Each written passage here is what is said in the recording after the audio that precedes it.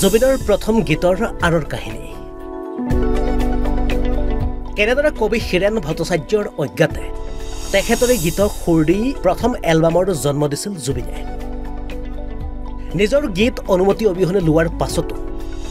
কিয় কবি হীৰেণ ভট্টাচাৰ্যই গালি দিয়া নাছিল জুবিনক জুবিনৰ অমৰ সৃষ্টিৰ ৩৮,০০০ গীতৰ ভিতৰত এটা বিশেষ গীত হাজাৰ হাজাৰ গীত জুবিনৰ হিট হৈছে সুপাৰ হিট হৈছে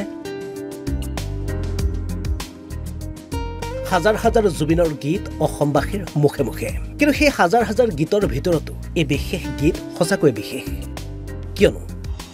এয়া আছিল কৈশোৰ জুবিনৰ সুৰ সৃষ্টিৰ প্ৰথম ধাপ গানে কি আনে কি খানে হয় গানে কি আনে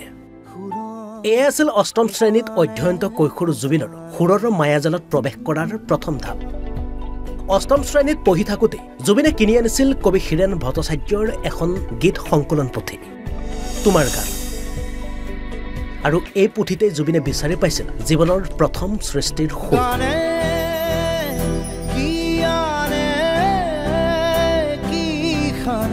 পাছে গীতৰ ৰচক কবি হীৰেণ ভট্টাচাৰ্যৰ অনুমতি অবিহনে জুবিনে প্ৰথম এলবাম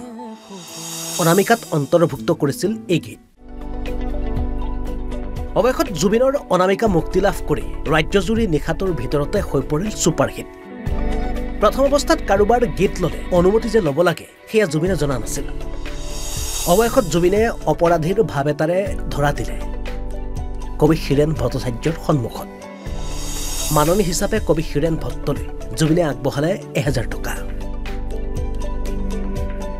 সেই সময়ত অসমলৈ গীতৰ নতুন জোৱাৰ অনা জুবিনক কাষতে পাই বহু কথা বুজালে কবি হীৰেণ ভট্টাচাৰ্যই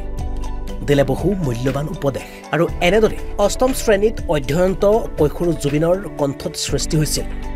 প্ৰথম সুৰৰ মায়াজাল গানে কি আনে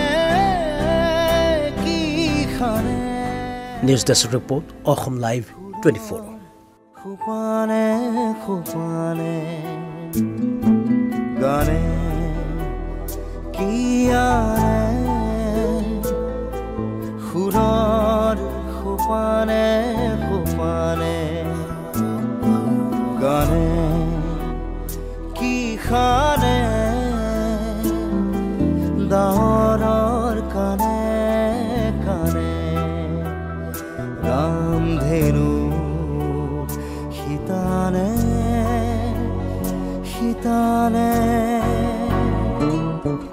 সুৰৰ খুপানে খুপানে